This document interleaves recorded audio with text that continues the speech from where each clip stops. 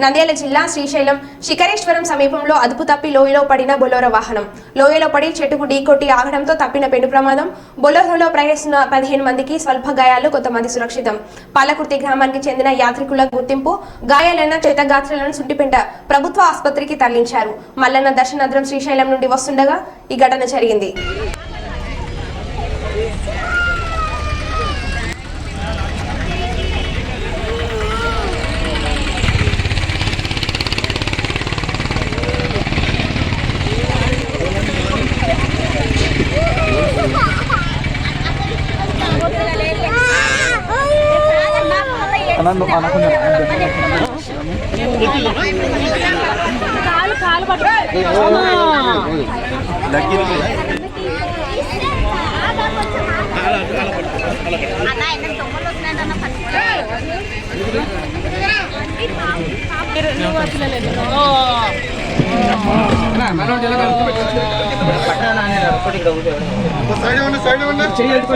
side